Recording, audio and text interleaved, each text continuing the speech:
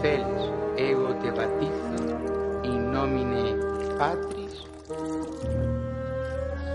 et Filii et Spiritus Sancti. Amén.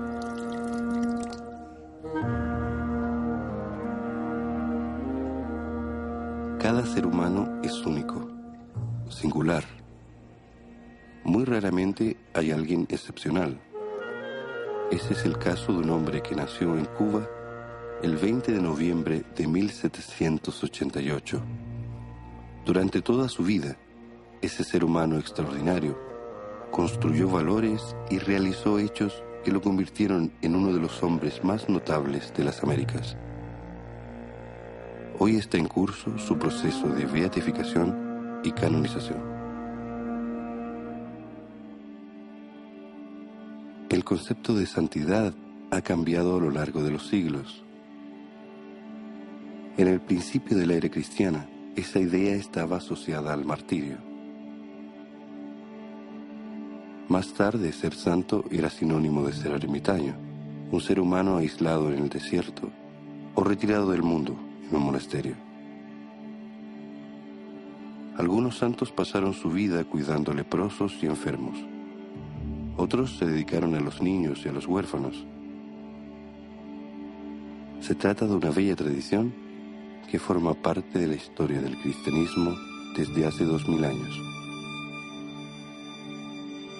En el mundo moderno, el concepto de santidad ha asumido nuevas formas.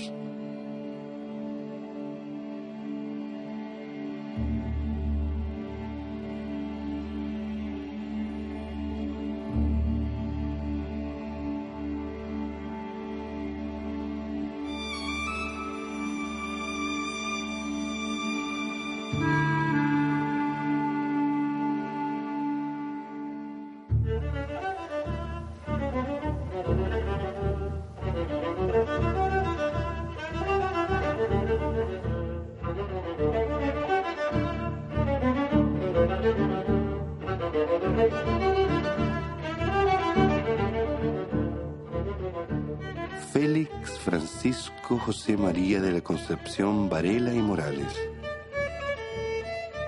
Su padre, natural de Tordesillas, era oficial del ejército español.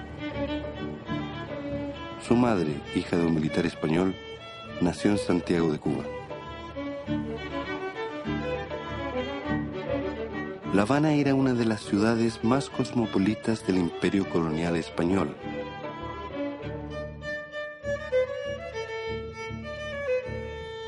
En el año siguiente al nacimiento de Félix Varela, el mundo viviría grandes acontecimientos desencadenados por la Revolución Francesa.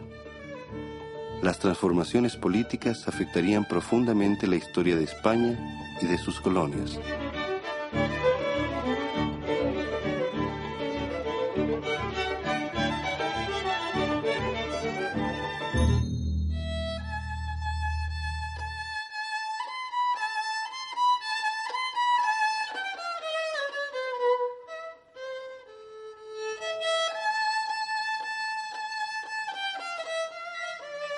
La música está presente en la vida de Félix Varela desde su infancia. El violín eleva su espiritualidad y es una de las formas que encuentra para comunicarse con el mundo. Félix Varela se quedó huérfano muy temprano.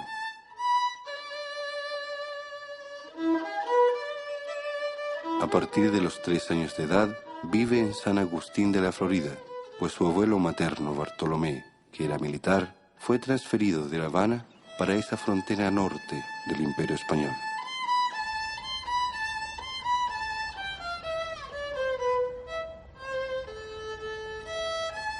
En San Agustín, el niño Félix tiene su primer guía y maestro, el padre franciscano irlandés Michael O'Reilly.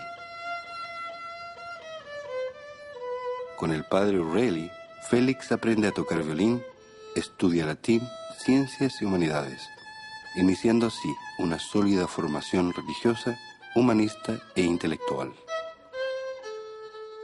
El padre O'Reilly era un irlandés muy ilustrado, educado en España, en el Colegio Irlandés de Salamanca, y formado bajo la tónica de la Ilustración católica española del siglo XVIII. Un sacerdote de una cultura muy amplia y un sacerdote de ideas muy avanzadas, muy progresistas para su época. Manejaban los idiomas, manejaban la música, manejaban el latín, las matemáticas. Y era extraordinario que esos educadores no tenían, por ejemplo, ninguna discriminación entre los blancos y los negros. Ahí las escuelas eran libres. Con el padre O'Reilly él aprendió a tocar el violín. Y el padre Varela fue un violinista que tuvo cierto virtuosismo según los contemporáneos de él. Él era un apasionado de la música y su compositor preferido era Beethoven, que entonces era un compositor actual, era un compositor contemporáneo de él.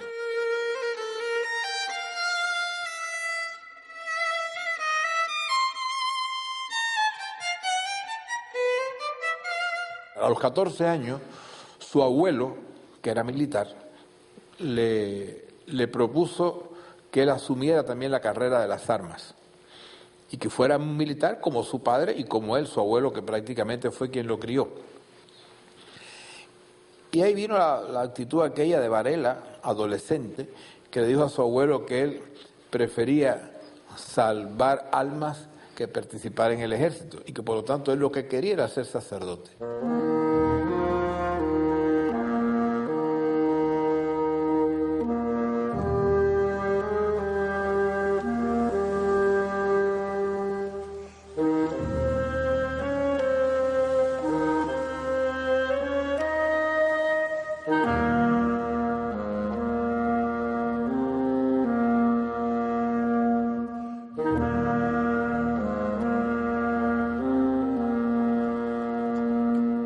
En 1801, el joven Félix regresa a La Habana. Está decidido a ser sacerdote. A pesar de su poca edad, ya revela trazos de una espiritualidad desarrollada.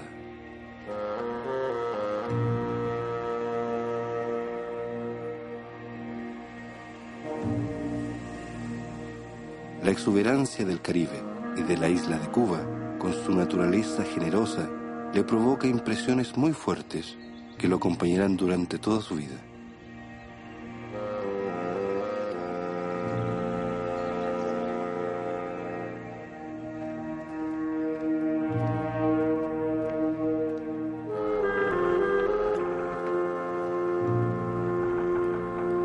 El Seminario San Carlos fue la institución de enseñanza más significativa de todo el periodo colonial cubano.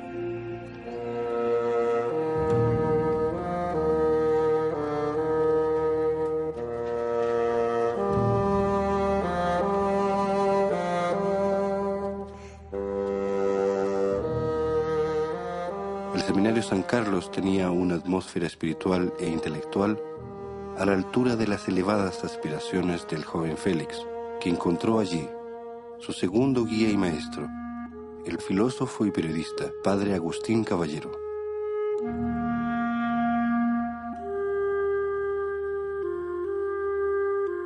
José Martí, por ejemplo, después a finales del siglo XIX, diría que el padre José Agustín Caballero había sido el padre de la filosofía y el padre de los pobres. El padre José Agustín Caballero fue el iniciador del pensamiento filosófico cubano. Su obra Filosofía Electiva marca una nueva época en el pensamiento cubano y es la primera obra filosófica que se escribe en Cuba, desde una perspectiva, digamos, desde la impresión del mundo americano, es decir, que es una filosofía que nace para América. Y cuando uno lee la obra de José Agustín Caballero, se da cuenta de que Varela es un continuador. O sea que los temas que reconocemos en Varela, ya lo encontramos como en germen en José Agustín Caballero. Creo que fue una influencia ética. Ante todo fue un modo de actuar en la vida, en el pensamiento, con respecto a los demás, una filosofía del optimismo y del amor.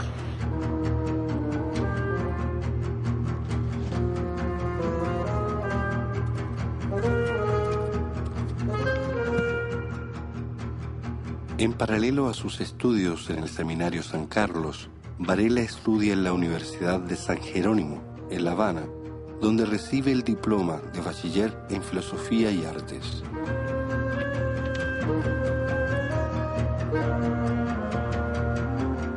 Varela tiene gran interés en las más variadas áreas del conocimiento humano. Lee prácticamente todos los clásicos de su época y es un alumno tan dedicado que hace clases de latín y de retórica en el seminario como preceptor, aunque aún es estudiante. La convivencia con hombres íntegros de gran envergadura moral, añadido al estudio disciplinado y moderno, forjan en Félix Varela una amplia y profunda conciencia cristiana.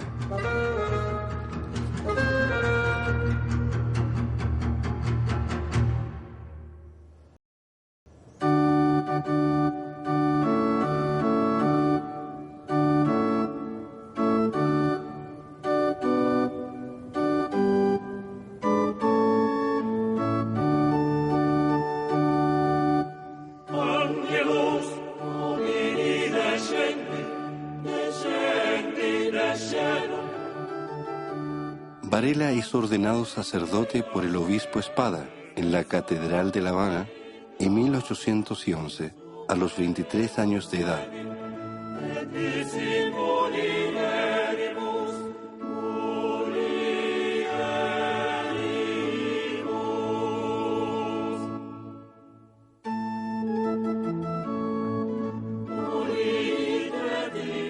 A partir de ese momento y hasta el fin de su vida, Varela vive intensamente el sacerdocio.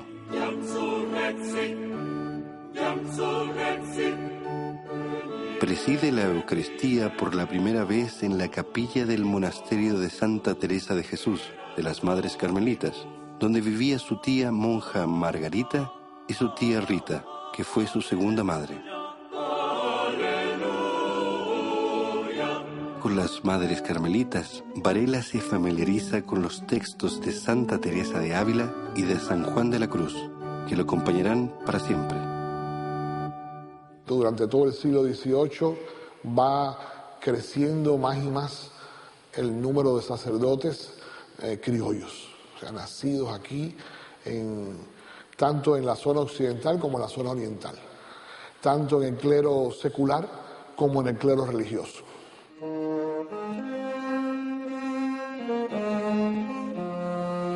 El catolicismo en La Habana era impelido por un hombre excepcional, Juan José Díaz de Espada y Fernández de Landa, más conocido como el Obispo Espada. Fue uno de los representantes más importantes de la corriente ilustrada del catolicismo español de su época.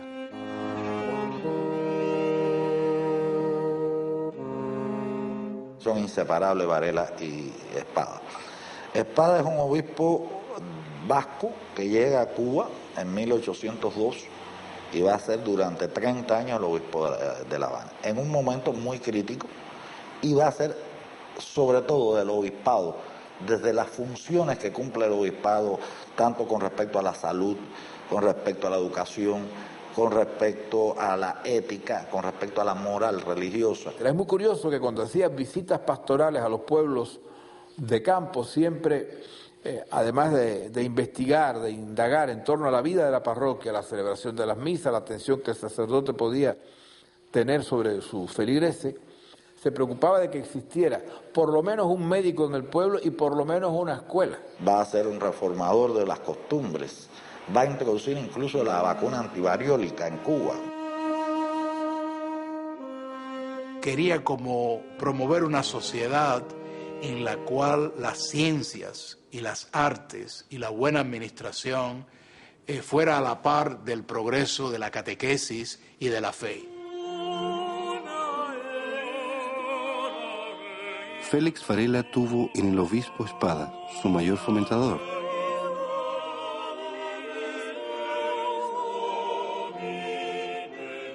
En el mismo año que se ordena sacerdote, Varela es designado profesor de filosofía en el Seminario San Carlos. Como aún no había completado la edad mínima para el ejercicio del magisterio, recibió del obispo Espada una dispensa especial para enseñar. lo que indica su erudición ya en su juventud.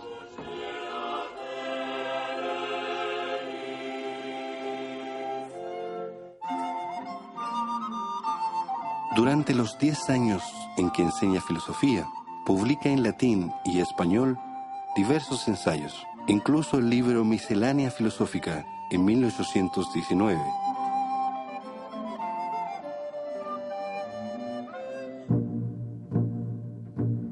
Como profesor de filosofía, Varela introduce en el seminario la educación en física, química y ciencias naturales, siempre con el apoyo del padre Agustín Caballero y del obispo Espada.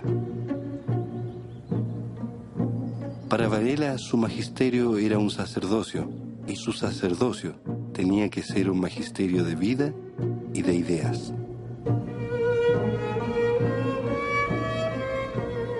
Nadie está más dispuesto a admitir misterios que el físico y el químico.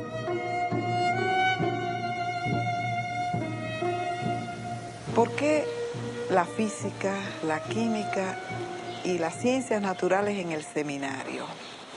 ¿Por qué un sacerdote tenía que conocer aquello? Yo creo que Varela, en ese sentido, tomó mucho de Tomás de Aquino. Mientras más uno conoce la naturaleza, más cerca está de Dios. El hombre se hallaría muchas veces en tinieblas sin encontrar el camino de la verdad si solo se entregara a sus luces.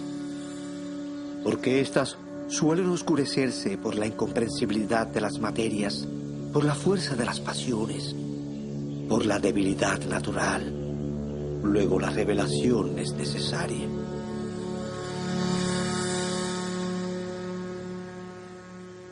Varela empieza a traer las ciencias, trae un laboratorio de física, y estamos hablando en los inicios de los 1800, o sea que estaba a la par con el pensamiento más avanzado europeo. Y encargó los equipos para su laboratorio de una afamada casa inglesa que es la Casa Adams. Y allí se hicieron equipos donde después Varela mismo se regocija de ese laboratorio. No tenía nada que envidiar a un laboratorio de una ciudad europea. Fue el primer autor de un libro de ciencias naturales cubano, o sea, fue el primer libro de física escrito por un cubano. Varela es considerado el fundador de la pedagogía cubana. Fue un gran profesor e innovó la educación en muchos aspectos.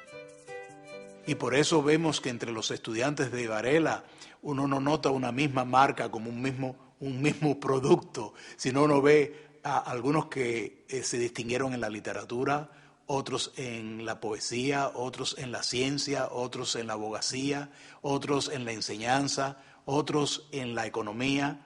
O sea, esa visión tan amplia de Varela se ve también en los estudiantes. Como él decía, el maestro se conoce por los estudiantes. Varela fue profesor de casi todo el que era importante en Cuba en aquella época.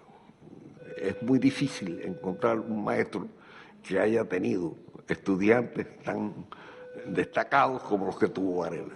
Hombres de pensamiento, de convicciones firmes, de valores morales profundos que lo demostraron en la práctica, pero que cada uno de ellos supo pensar con cabeza propia y tomar sus propias decisiones.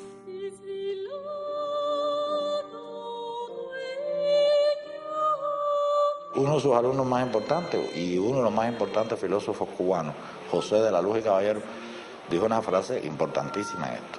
Dijo que Varela era el que nos había enseñado primero en pensar.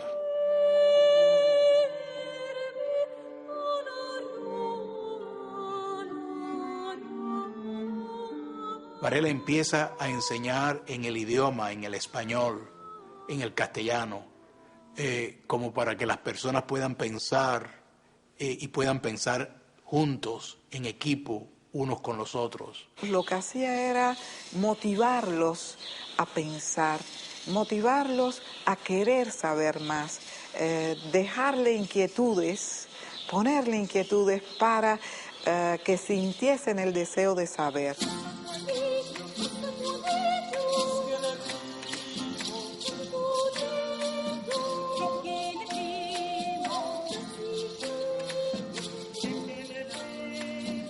Eran famosas las tertulias que él hacía en el seminario de San Carlos, donde llegaban los estudiantes a plantearle cosas, dudas, cuestionamientos a lo que él había dicho, y en él van a encontrar siempre el maestro que les impulsa a pensar. Él supo enseñar el amar al país, el amar a la libertad, el amar al otro, el querer gozar de la libertad, no solo para uno, sino como nación, como país. Cuba no existía como país. La generación vareliana, o sea, sus contemporáneos y sus alumnos, sus contemporáneos pienso en Arango y Parreño, etcétera, y después sus alumnos como Saco, Luz y Caballero, y los que vinieron inmediatamente después que ellos, alumnos de sus alumnos, como Rafael María de Mendive, el maestro de José Martí, todos esos fueron los que pensaron en Cuba como nación y como país. E inventaron Cuba. Cuba fue inventada por Varela y por sus alumnos.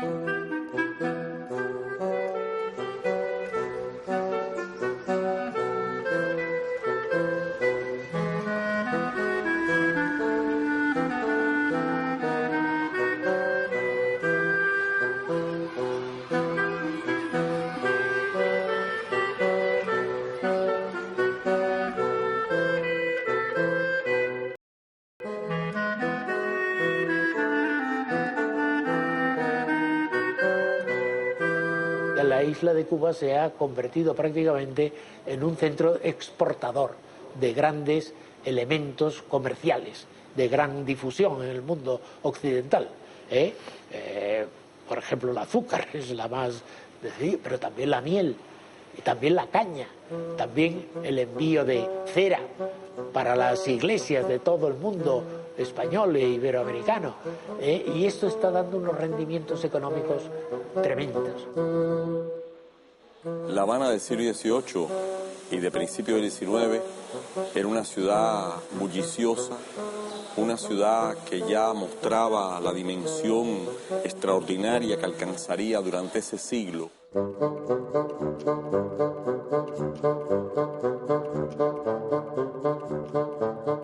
Además de sus actividades como sacerdote y profesor, Varela participa activamente en la vida cultural de la ciudad de La Habana. Escribe y publica la novela Jicotencal y se hace miembro de la Real Sociedad Económica de Amigos del País y también de la Sociedad Filarmónica. Él ha participado en casi todo el movimiento cultural cubano de esa época.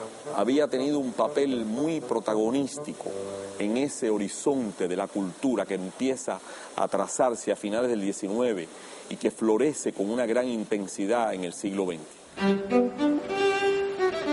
La música ruge, se enfurece, se alegra, se entristece, sin presentar objeto alguno y sin necesitar intérprete, pues lo es el alma que reconoce unos signos. Sorprende ver las distintas vertientes de su carácter, como amaba la música intensamente y le parecía una de las formas más elevadas de la condición humana. Fue un miembro destacado de aquella sociedad cuyo fin era cultivar en el seno de los cubanos y de los habaneros fundamentalmente un culto por la cultura.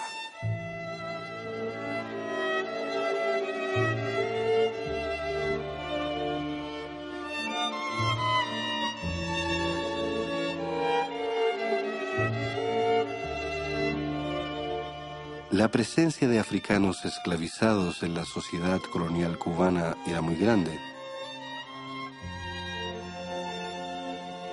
Las revueltas ocurridas en Haití en finales del siglo XVIII repercutieron en toda América, principalmente en la vecina isla de Cuba.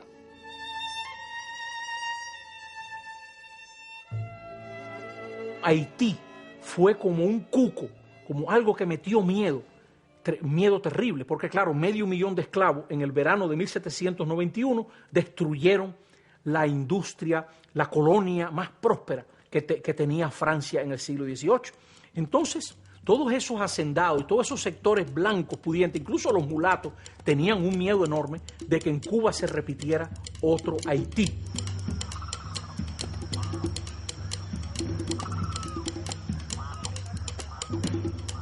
La vida de un esclavo que estaba dedicado al corte de caña era 7, 8 años de vida útil, porque el trabajo de la zafra necesitaba que se alimentaran los hornos continuamente, de modo que había jornadas de 20 horas.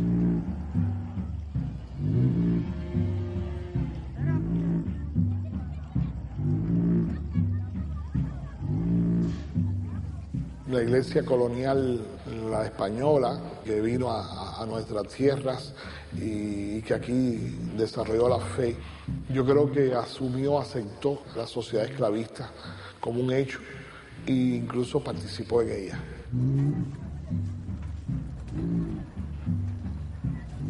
Varela hablaba de una abolición progresiva de la esclavitud con indemnización a los dueños de esclavos, porque sabía que de otra forma no iba a ser aprobado aquello.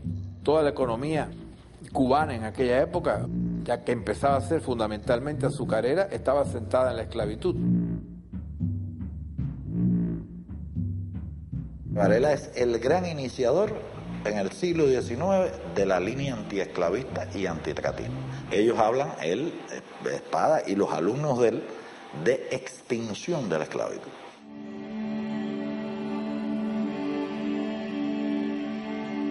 Varela conoció el drama de la conciencia y aprendió a respetarla y formarla con la luz de sus convicciones espirituales y filosóficas. El ejercicio del sacerdocio y del magisterio despertaron en él el don de la oratoria. Sus palabras tenían poder carismático sobre los fieles. Hacía sermones sobre diferentes temas. En uno de ellos habla sobre la nueva Constitución española, elaborada por las Cortes de Cádiz en 1812.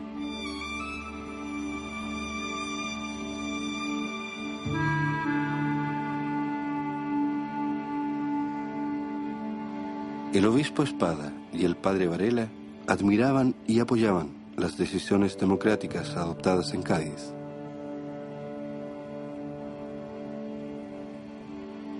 Las Cortes de Cádiz de 1812 fueron el primer experimento constitucional español que dio una gran esperanza a todas las fuerzas que querían un cambio en la manera de regirse los destinos de España. Y por tanto, la primera constitución que va a regir para las colonias españolas, es decir, para América. Creo que esa es la primera importancia. La segunda es que se basa en lo que es el desarrollo del pensamiento de fines del siglo XIX, bajo la influencia de Rousseau, de Montesquieu, pero sobre todo de la tradición española del padre Feijoo, etc. Por ejemplo, se suprimió la Inquisición, se pensaba por primera vez limitar los poderes del monarca y referirlo a una asamblea, de manera que él tuviera que dar cuenta y tuviera que contar por primera vez en la historia de España con una especie de parlamento, las Cortes, como se decía. Pero también es la primera vez que se trata de elegir diputados a Cortes y Cuba va a tener una representación en ella. Cuba, la colonia más rica de España, se ve afectada por las guerras napoleónicas en Europa.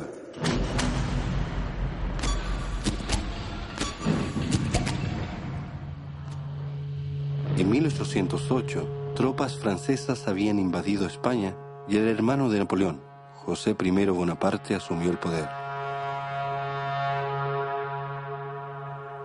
El rey español, Fernando VII, y su familia son mantenidos en Francia como rehenes.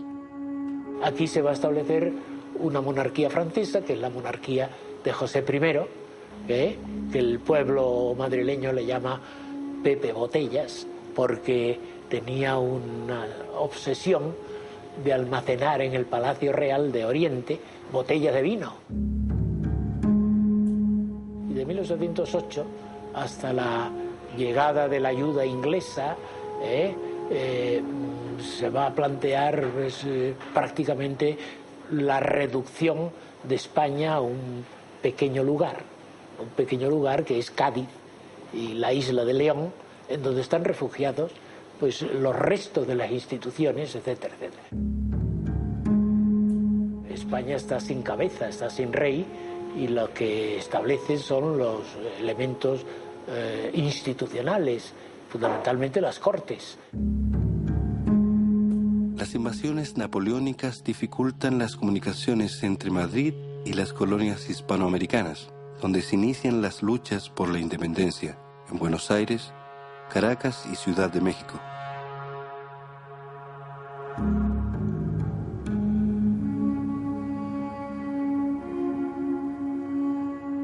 Esta corte de Cádiz es sumamente curioso. Los españoles de ambos hemisferios, del mundo, viejo mundo y del nuevo mundo, que se comunican entre sí, pero antes no ha habido una comunicación.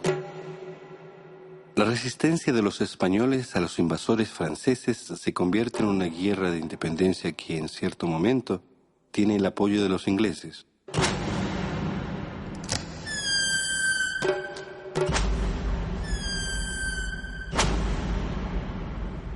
Para reunificar el país después de la rendición de los franceses, Fernando VII jura la Constitución de Cádiz en 1813 y vuelve al poder, ahora en un régimen liberal. Esa iniciativa no es nada más que un artificio. En 1814, Fernando VII restaura el régimen absolutista, declarando nula la Constitución. Después que Fernando VII toma el poder, en España se da una alianza tremenda entre el trono y el altar. Fernando VII se dio a la tarea de nombrar obispos que le dieran absoluta seguridad para el futuro. En superficie está apareciendo la tremenda división entre liberalismo y conservadurismo, que durante todo el siglo XIX va a ser el factor fundamental que hemos de tener en cuenta en la historia de España. En 1820, el teniente coronel Rafael del Riego se niega a embarcar tropas españolas para combatir las guerras de independencia bajo el comando de Simón Bolívar, San Martín y otros libertadores en América Hispánica. Otras tropas se sublevan, lo que desencadena una serie de revueltas. Después de 6 años de absolutismo, el rey se ve obligado a jurar una vez más la Constitución. Hay nuevamente libertad política en España y empieza un segundo periodo constitucional, con una nueva convocatoria de las Cortes.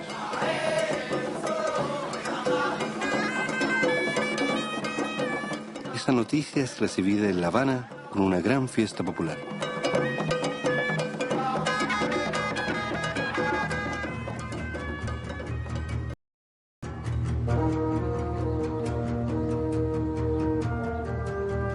El obispo Espada preside una ceremonia en la que el gobernador de Cuba, capitán general Juan Manuel Callegal, también jura fidelidad a la Constitución.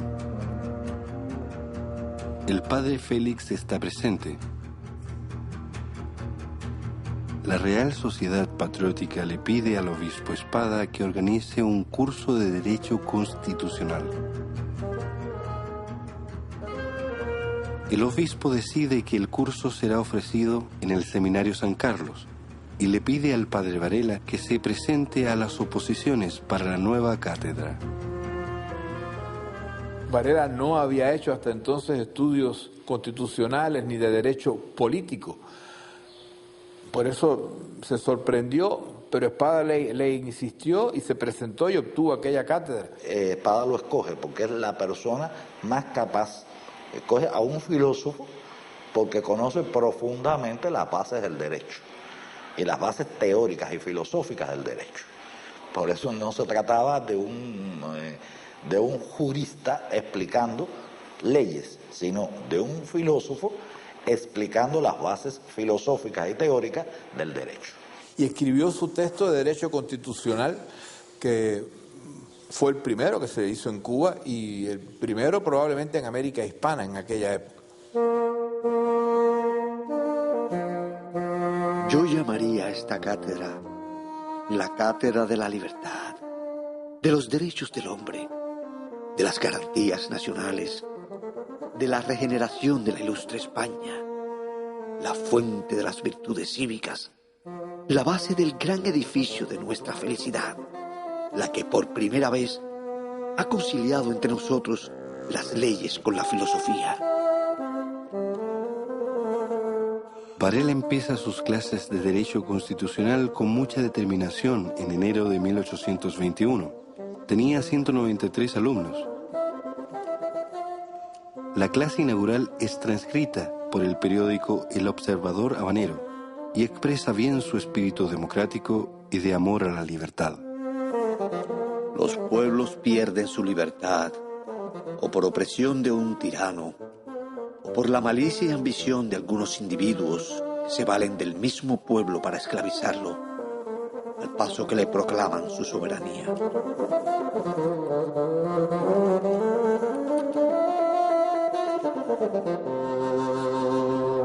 Lo que le correspondía a la generación de él era preparar a hombres capaces de gobernar a un país independiente, a ese país que estaban inventando y creando. Por eso traduce del inglés al castellano el manual de la vida parlamentaria de Jefferson, que era la primera democracia instituida en América, la de Estados Unidos, para el uso de los cubanos que se estaban preparando para algún día ser ellos también independientes en un país que fuera democrático y que tuviera un régimen parlamentario. Félix Varela desarrolló múltiples y variadas actividades a lo largo de su vida. Sacerdote, profesor de latín y filosofía, pedagogo, escritor, editor, científico, filósofo, profesor de Derecho Constitucional, diputado, periodista, teólogo y músico. Todas estas actividades siempre tuvieron como hilo conductor la espiritualidad de un auténtico pensador cristiano.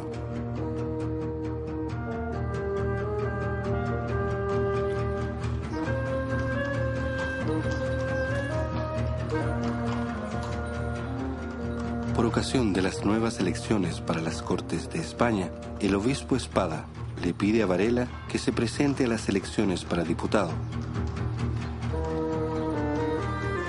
Cosa que esa sí ciertamente Varela nunca habría pensado, dedicarse allá a una participación activa en la política como diputado. Pero Espada se lo pidió y Varela consintió y fue elegido para las Cortes.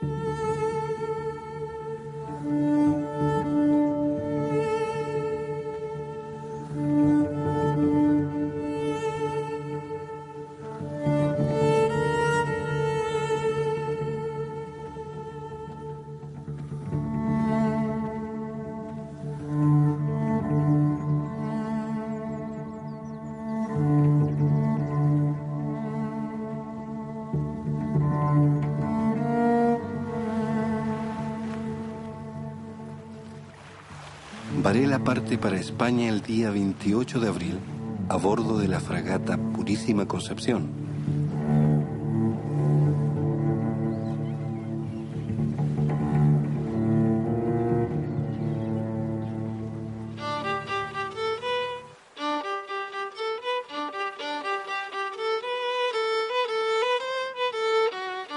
Esa travesía es descrita por un primo de Varela, Buenaventura Morales, que cuenta que el padre Varela alegró a sus compañeros de viaje con mucha inspiración, tocando el violín y declamando poemas.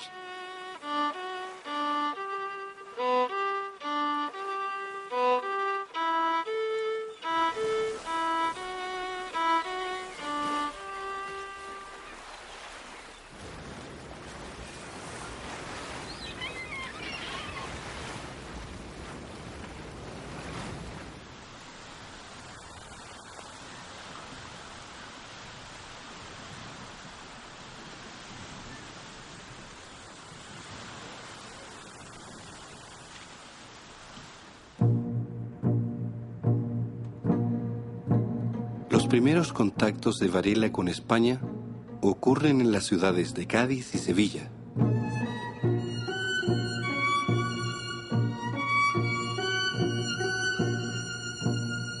Los españoles residentes en Cuba eran en su gran mayoría originales de esas dos ciudades, que tienen grandes afinidades culturales y arquitectónicas con la ciudad de La Habana. Varela aprovecha la oportunidad para conocer sus raíces españolas. La familia Morales, de su madre, es oriunda de Sevilla.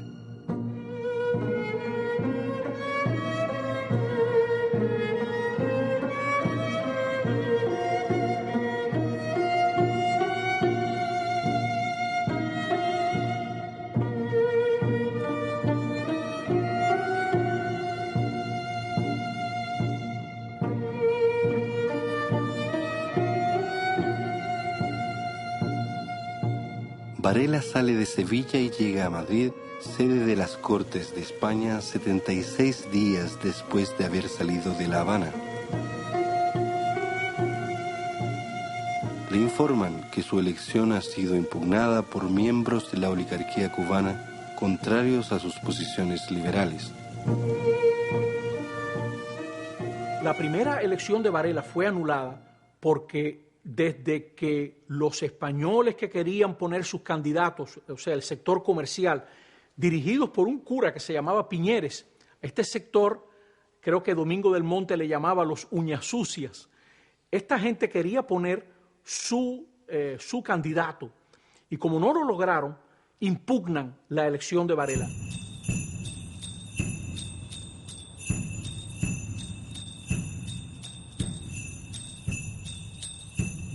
Mientras espera las nuevas elecciones para las Cortes de España, Varela se dedica a conocer la vida cultural y religiosa de Madrid, donde se relaciona con diversos intelectuales y escritores españoles.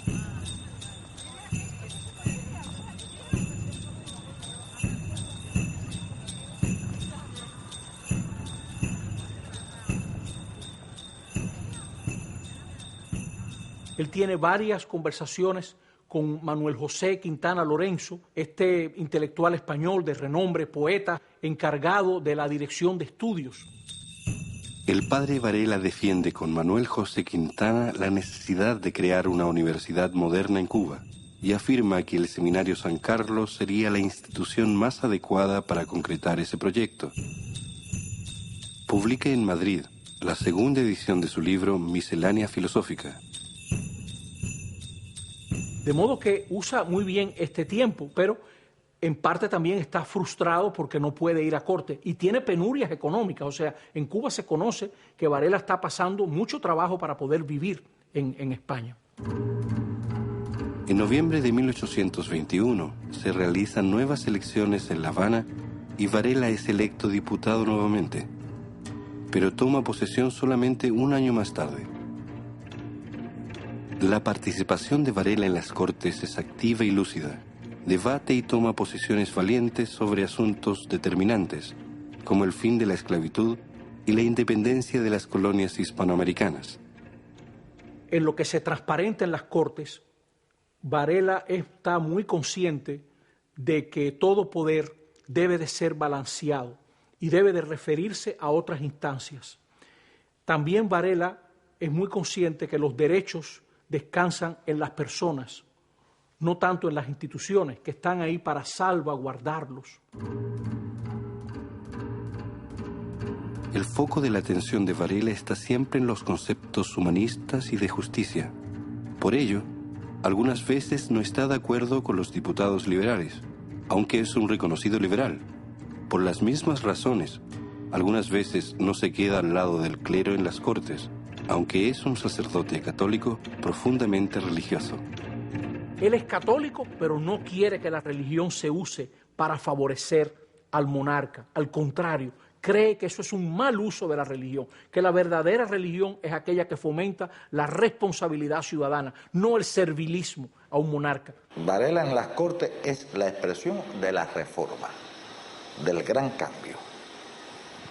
En la educación, en la agricultura, en el comercio, en las relaciones sociales con respecto a la esclavitud, con respecto incluso al reconocimiento de la independencia de América.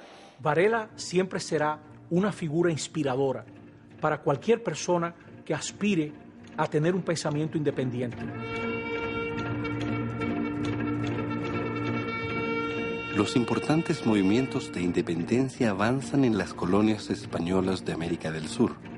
Sin embargo, la idea de independencia en Cuba sucede de manera diferente y singular.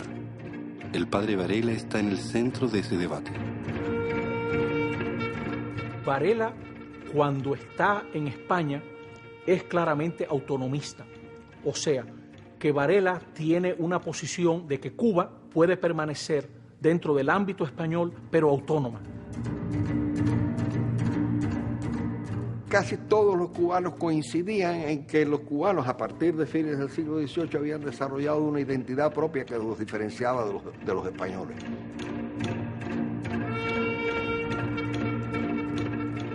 Varela se va a dar cuenta de que América Latina, la América hispana, está perdida para España, y la única que no lo sabe es España. En aquella época, cuando se hablaba de anexionismo y de independencia de Cuba con respecto a España, había tres proyectos. La independencia de España con anexión a Colombia, a la Gran Colombia. La independencia de España con anexión a México. Y la independencia de España con anexión a Estados Unidos. Por otro lado, Varela se da cuenta del peligro terrible que sería un ejército invasor extranjero en Cuba, aún a favor de la independencia.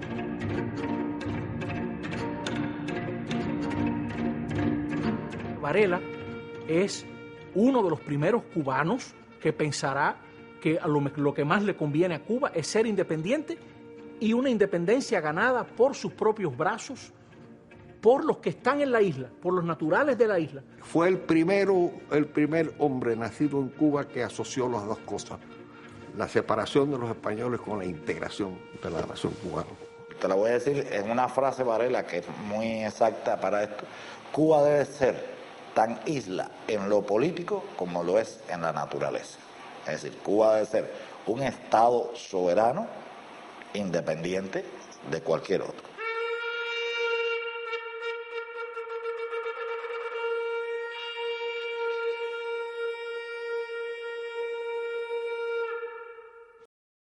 En la primavera de 1823 entraron por la frontera francesa unos 90.000 efectivos franceses apoyados por los gobiernos de Europa.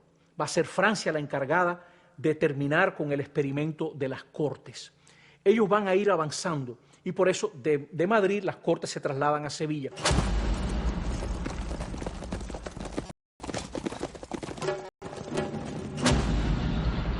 Las tropas francesas continúan avanzando por España, lo que obliga a las Cortes que habían pasado de Madrid a Sevilla a retroceder aún más hasta Cádiz. El rey Fernando VII, que vedadamente conspira con los franceses, rehúsa transferirse a Cádiz alegando motivos de salud. Las Cortes perciben que se trata de una maniobra y declaran al rey incapaz.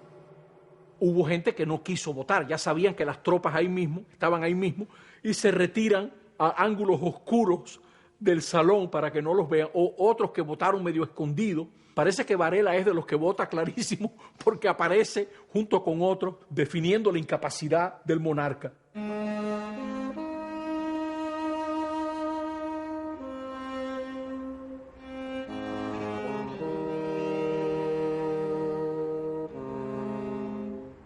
Las Cortes de Cádiz, tanto las de 1812 como las del Trienio Constitucional, dejaron a Europa un importante legado democrático.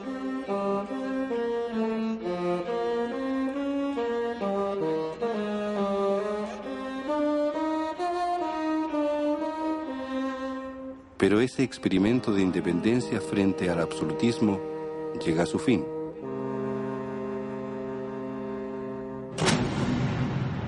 Los franceses cierran el cerco a Cádiz bombardeando la ciudad por el mar.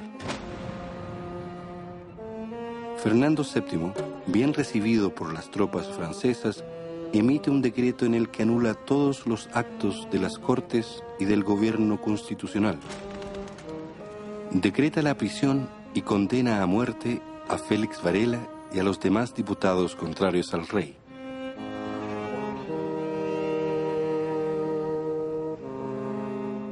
El comandante militar Rafael del Riego es ejecutado en Madrid.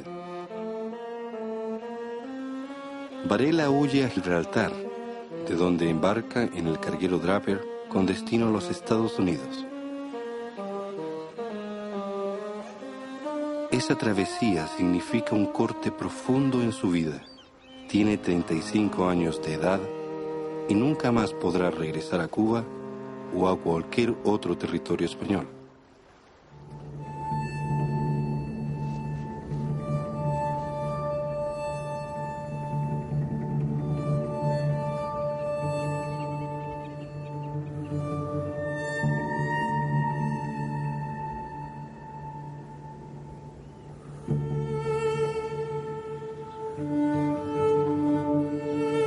Varela llega a Nueva York el 15 de diciembre, un día muy frío. Su cuerpo, acostumbrado al clima del Caribe, sufriría mucho con las bajas temperaturas de esa ciudad. A partir de ese momento comienza una nueva etapa en su vida. Condenado a muerte y exiliado en un país donde el catolicismo es religión minoritaria. El exilio es una de las experiencias más extraordinarias y demandantes en la vida de una persona. El exilio le quita a uno sus amigos, le quita su familia, le quita sus costumbres, le quita su idioma y lo deja a uno escuetamente libre de esas cosas que son tan importantes para cada una de las personas.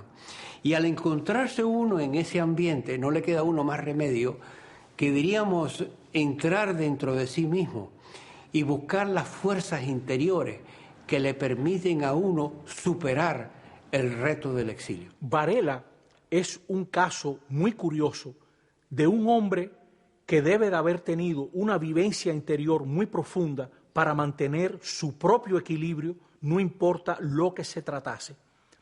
O sea que no solamente en materia de religión, en materia política, en materia de esclavos, en materia de autonomía, este hombre muestra el equilibrio, que es un equilibrio que no se explica por sí mismo, se debe a su vivencia interior de fe, diría yo. Varela está delante del absoluto y por eso puede relativizar tantas cosas.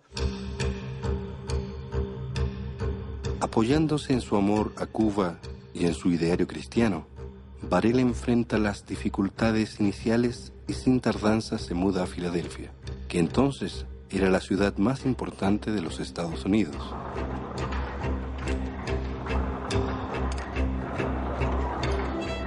En Filadelfia empieza a editar en español el periódico independentista El Habanero, que era enviado clandestinamente a Cuba por el puerto de Nueva Orleans.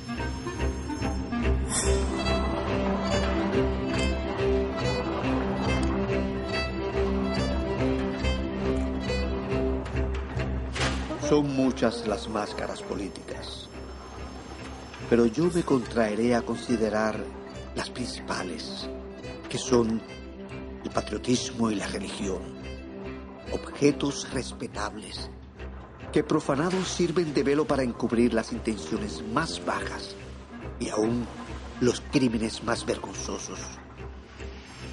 Los que ya otra vez he llamado traficantes de patriotismo tienen tanta práctica en expender su mercancía que por más defectuosa que sea, consiguen su venta con gran ganancia, porque siempre hay compradores incautos.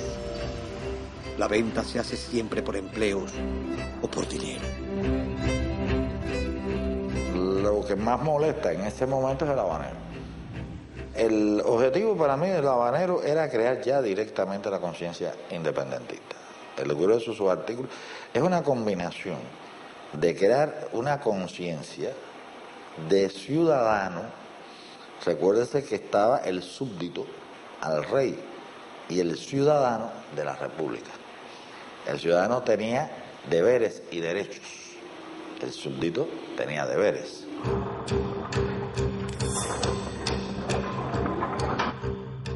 La circulación fue escasa, pero lo poco que llegaba tuvo una repercusión tremenda, porque circuló entre la juventud ilustrada cubana y la marcó definitivamente.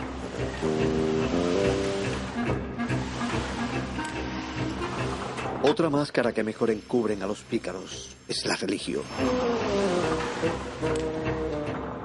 Estos enmascarados agregan a su perfidia el más execrable sacrilegio. Se constituyen defensores natos de una religión que no observan y que a veces detestan.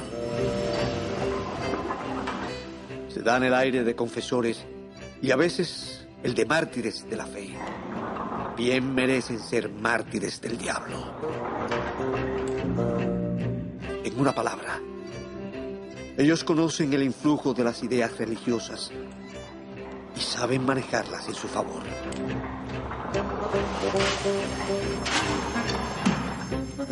Varela publica 7 números de El Habanero, 3 en Filadelfia y 4 en Nueva York. Debido a su gran repercusión en Cuba, El Habanero es prohibido por una orden real de Fernando VII. El gobernador de la isla contrata por 30,000 pesos al matador profesional Tuerto Morrejón para ir a los Estados Unidos, con la misión de asesinar a Félix Varela. Por una serie de casualidades y despistes, esa misión fracasa. Vieran en Varela el peligro, más que en todo. Claro, Varela fue, como enseñó a pensar, y yo te diría que dejó muchos alumnos que también eran importantes figuras para el pensamiento posterior. Así que haber asesinado a Varela no hubiera significado ni el asesinato de sus ideas, ni torcer el destino a Cuba. Yo creo que El Habanero no siguió porque ya él realmente había dicho lo que tenía que decir en las siete eso. Los cubanos sabían ya el pensamiento del padre Varela.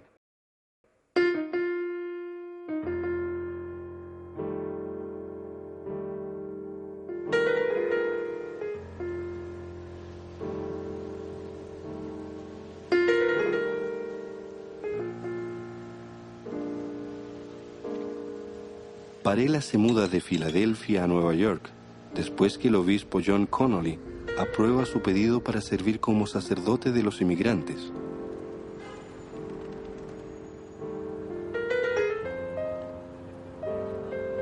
Empieza su trabajo pastoral como asistente en la iglesia de St. Peter. Cerca de la iglesia, en la Fulton Street, establece su residencia en el número 140.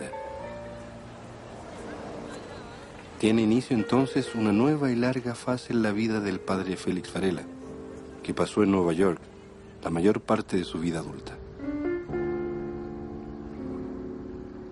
Delante de una inmigración inmensa de irlandeses pobres que venían del hambre en Irlanda, entraban por el puerto de Nueva York, allí donde la parroquia de Varela estaba. Y esa realidad de las cosas, esas circunstancias de esa inmigración irlandesa, hizo que Varela reconociera a Cristo en ese pobre que llegaba inmigrante. Y lo abrazó, no lo rechazó. Y se entregó por entera a esas comunidades que llegaban.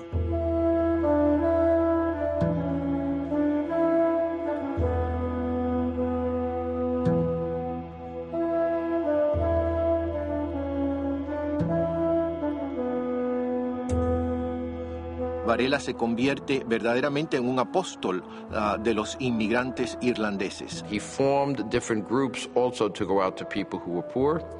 He went with people to the government when they had problems to support them. And so on all levels of their needs, he formed groups that went to people who were at home, who were sick, and who could not get doctor's help. He went with medical care. So in all aspects of the people's needs, he helped them.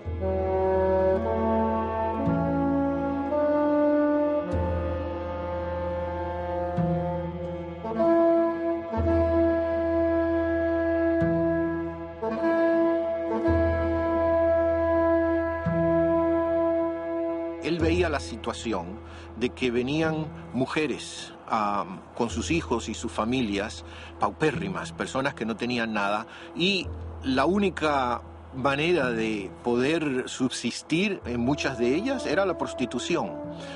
Varela entonces crea centros donde estas mujeres pueden aprender ciertas labores para que ellas puedan entonces encontrar un trabajo decente y que pueda remunerar para sustentar a su familia. Varela tenía una gran preocupación por el avance de la mujer y la educación y la cultura de la mujer. Y por eso vemos su interés en prever, en facilitar la educación, no solamente para varones, sino para hembras. Y quería que la mujer llegara a los niveles universitarios.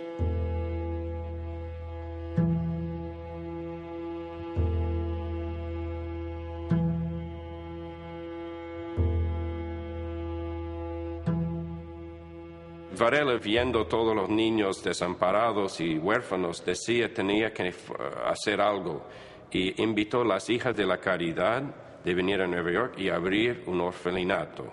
Ese orfelinato era muy útil, también era para especialmente los niños donde sus madres murieron y los padres continuaron de trabajar y no tenía daycare, creche, entonces creó eso. Pero en el futuro ese orfelinato sería el Hospital San Vicente actual.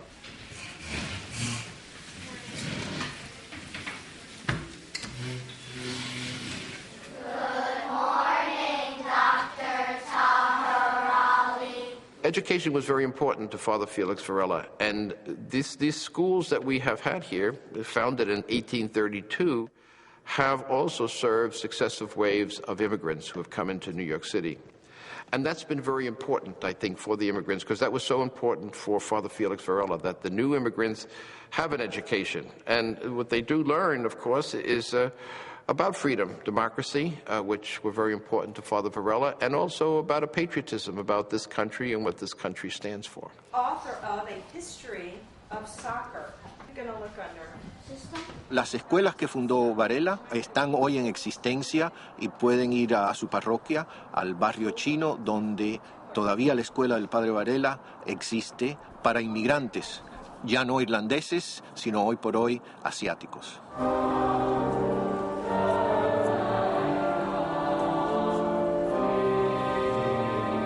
What has remained in the parish is the spirit of Father Varela, because the parish was founded by Catholics who were formed by Father Felix Varela.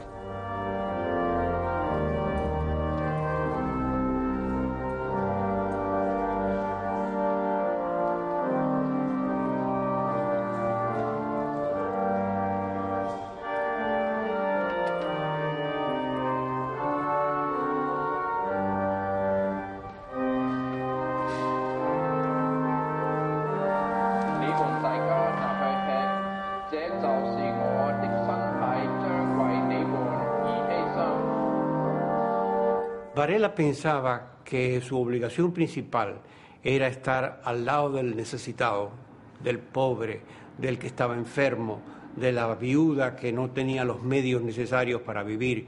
Y para él eso era fundamental. Mucha gente huyó de la ciudad en esa época cuando había cólera, pero él se quedó e hizo visitas pastorales. No tenía miedo ninguno de ir a un hospital y estar con un enfermo.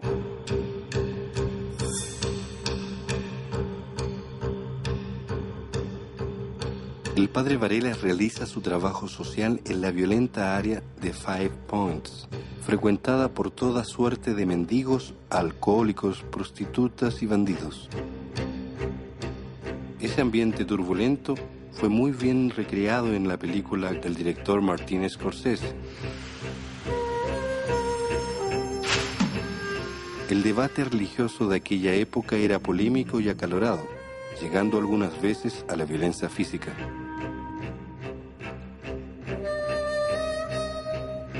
El Padre Varela vive varios momentos dramáticos retratados en esa película. Existían grupos que se llamaban los Know Nothing, que combatían, ¿verdad?, ferozmente a los irlandeses y a otros inmigrantes, sobre todo católicos. Lo que podemos llamar felicidad social no es conciliable con la violencia. Es necesario haber perdido el juicio para creerse excusado de hacer el bien.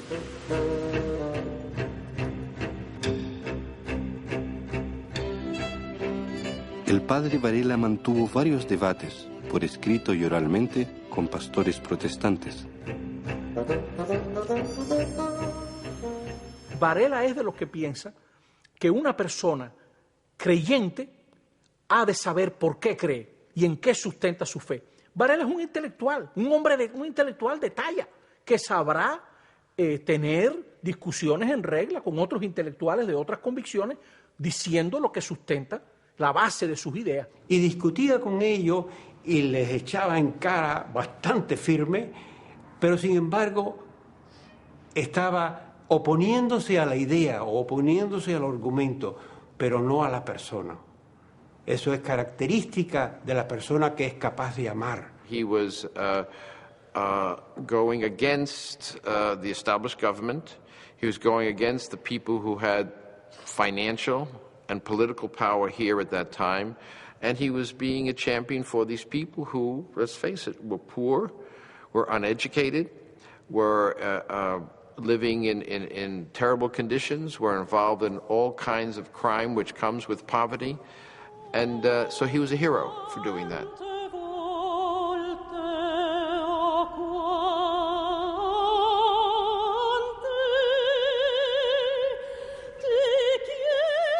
Para desarrollar su trabajo social en Nueva York, el padre Varela busca recursos financieros con entusiasmo y creatividad. Organizaba eventos musicales en donde la entrada eran 50 centavos.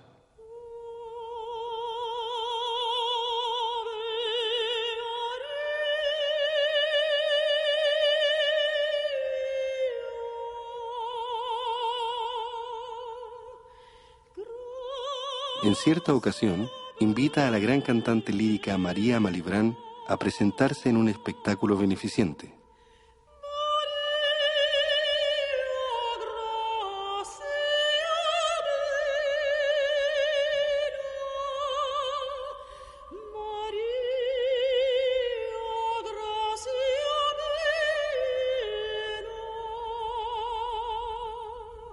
Varela entregó todas sus posesiones a los pobres y necesitados. De hecho, murió, ¿verdad?, sin un centavo. Se cuenta que en un momento se encontraron con un individuo, la policía, que llevaba unos objetos de plata. Y al arrestarlo, ¿verdad?, dijeron que de dónde había sacado eso, de dónde había robado esos objetos.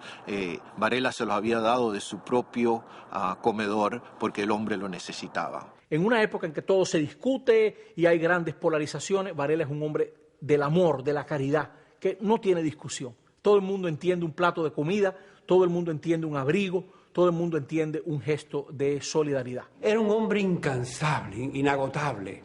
Y entonces todo eso se captó como una cosa especialísima, esa dedicación absoluta.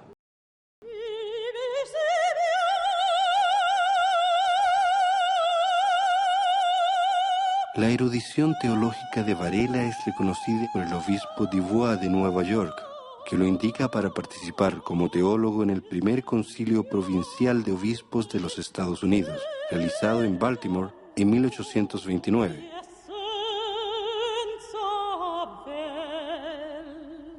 No había muchos sacerdotes en Estados Unidos entonces, casi todos eran extranjeros además, y muy pocos con la formación cultural que Varela tenía.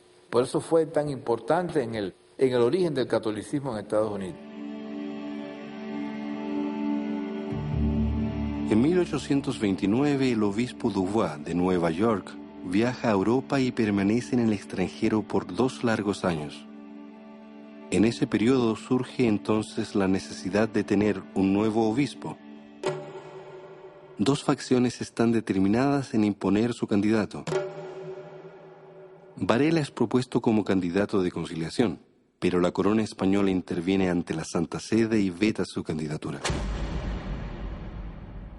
He was an immigrant himself, and because of what he did and what he said and what he wrote, and the pastoral sense of what he had down here in his Transfiguration parish, that the people recognized that.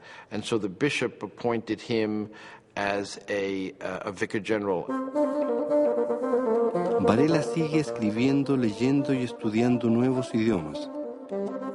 Félix Varela cree en el poder libertador de la conciencia a través del conocimiento.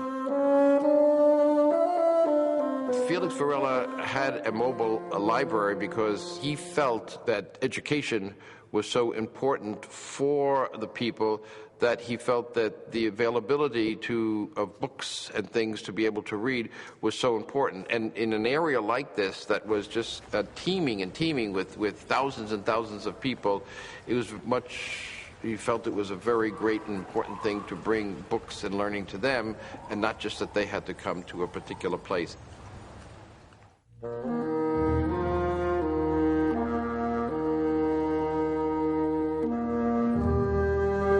Es en Nueva York donde Félix Varela, en su plena madurez intelectual, escribe y publica su principal obra filosófica titulada Cartas a Elpidio.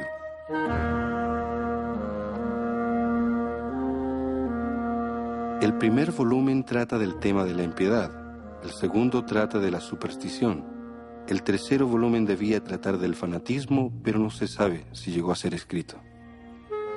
Es obra síntesis. Como un sabio, al final de su vida, Varela le escribe a Elpis, Esperanza, Elpidio.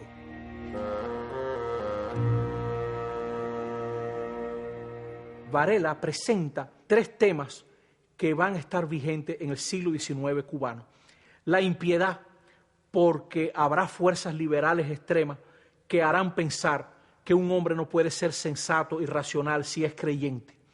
La superstición, porque fuerzas católicas muy desorientadas van a tratar de fomentar el creer en toda una serie de cosas que no son válidas, ¿no? Que no tienen nada que ver con la fe, sino que son instrumentos de manipulación.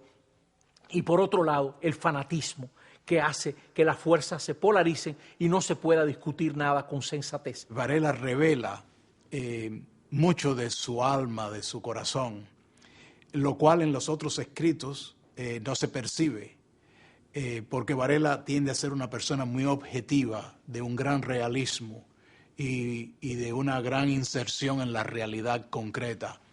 Pero en las cartas del Elpidio revela algo de su mundo interior y vemos con mucha sencillez de que tiene la pasión de la fe.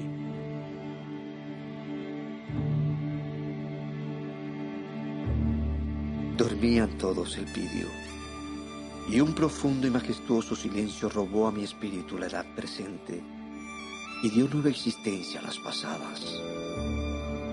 Sin los delirios del sueño, pareciera ver no ya los trofeos de la muerte, sino su derrota como un simulacro de la futura resurrección.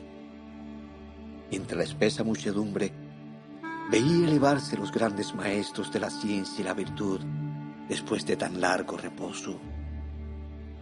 Superior a la naturaleza muda, la consideraba como nada, y mi ser pareciera desprenderse de ella, absorto en la contemplación de un orden de cosas más excelsas. Veía el término de la ignorancia y de la miseria en la fuente de la salud y de la sabiduría. Veía rotas las cadenas de las pasiones y el espíritu libre y unido al único ser que puede acusar su felicidad. ¡Qué armonía! ¡Qué paz! ¡Oh!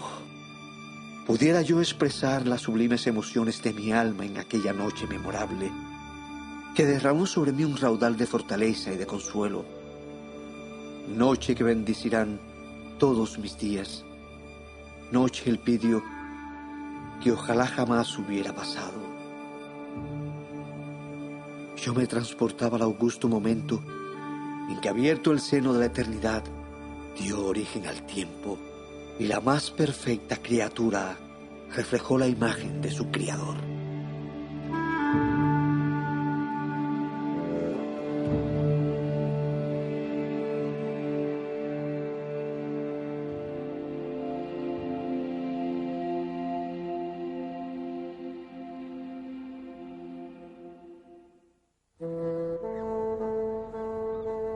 El frío de Nueva York deja la salud del padre Varela cada vez más precaria.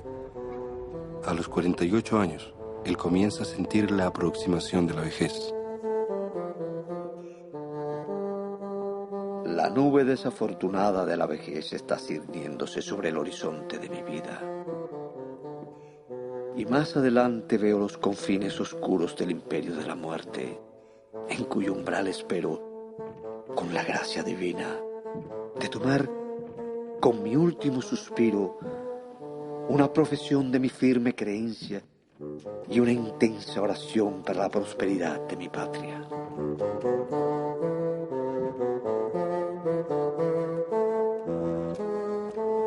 En los años siguientes, para escapar del frío, Varela viaja diversas veces al sur de los Estados Unidos. En esa época, Florida ya era territorio estadounidense, pues había sido comprada de España en 1821. Poco antes de completar los 60 años de edad, Varela retorna definitivamente a la ciudad de San Agustín, donde había pasado su infancia. Se sentaba en el parque que está frente a la hoy día Catedral de San Agustín, entonces era la parroquial, y se ponía a tocar el violín con canciones populares para que los niños del parque vinieran a donde estaba él, y entonces ahí les enseñaba catecismo y les enseñaba las canciones religiosas.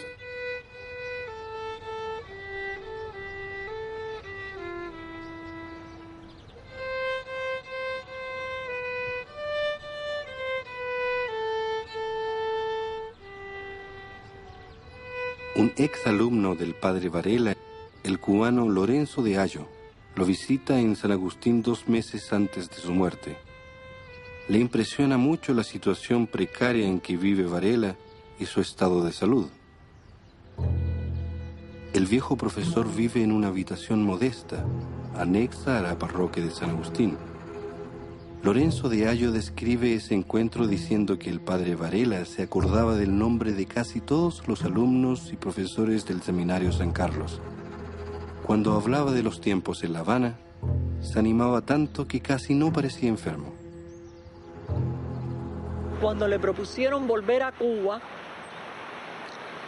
antes de morir, que él lo que tenía que escribirle una carta al capitán general y decirle que él reconsideraba su actitud y demás, él dijo que él no lo hacía, que si el único delito que él había cometido para la sociedad era amar a su patria, ese era un pecado del cual él no se arrepentía y que él prefería morir allá, tan cerca de Cuba como era posible, pero libre. Cuando Varela está en San Agustín enfermo, una señora protestante, ni siquiera católica, esa señora va a ver a Varela con sus hijos para que él bendiga a sus hijos. O sea que la gente sencilla, la gente del pueblo, consideraban a Varela un hombre santo. Lorenzo de Ayo escribe a Cuba y allá un grupo de exalumnos y amigos realiza una colecta para ayudar al inolvidable maestro.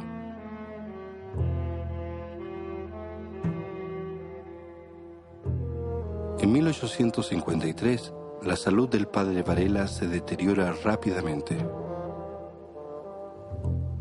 Félix Varela fallece el día 18 de febrero a los 64 años.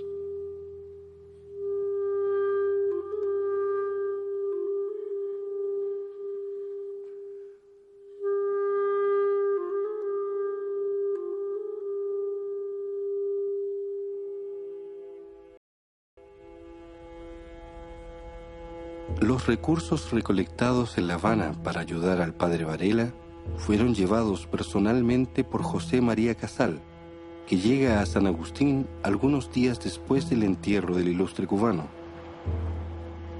Con ese dinero, José María Casal manda edificar una capilla mausoleo que él mismo proyecta.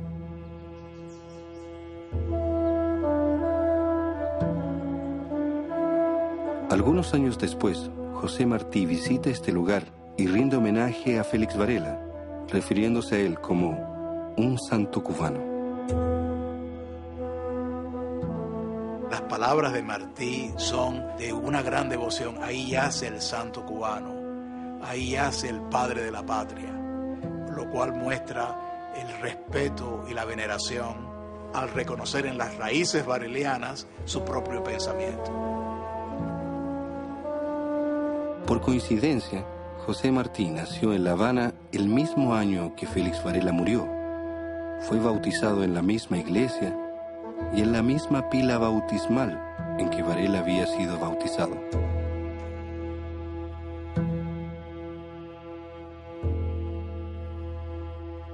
En 1911, un grupo de intelectuales cubanos llevó los restos mortales de Félix Varela a Cuba, donde hasta hoy se encuentran, en el aula magna de la Universidad de La Habana.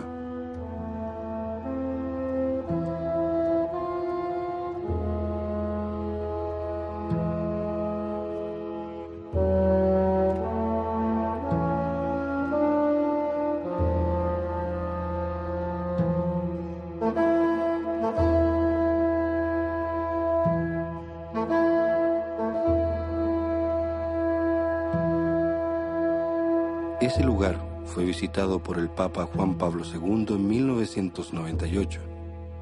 En su homenaje, el Papa dijo: "Toda la vida del padre Varela estuvo inspirada en una profunda espiritualidad cristiana. Esta es su motivación más fuerte, la fuente de sus virtudes, la raíz de su compromiso con la Iglesia y con Cuba". Yo creo que Varela es un ejemplo para los cubanos, para todos los cubanos, y para todos los americanos. Varela reconoce que él es un hombre de las Américas.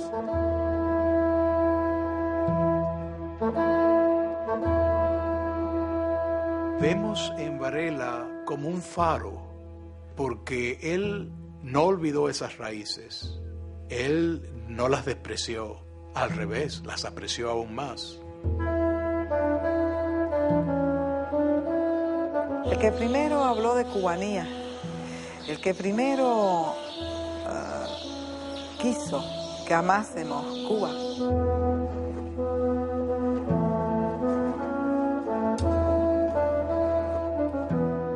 Todo cubano, sea creyente o no creyente, le debe a Varela su pasión por Cuba. Yo diría que Cuba no se hubiera construido sin el pensamiento de Félix Varela. Hay una cadena constructiva de ideas y de amor.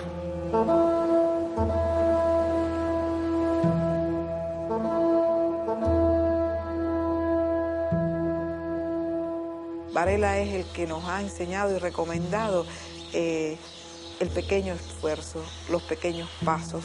De él aprendí eso. Haz algo pequeño cada día, que ese algo pequeño va creciendo, ese algo pequeño se hace grande.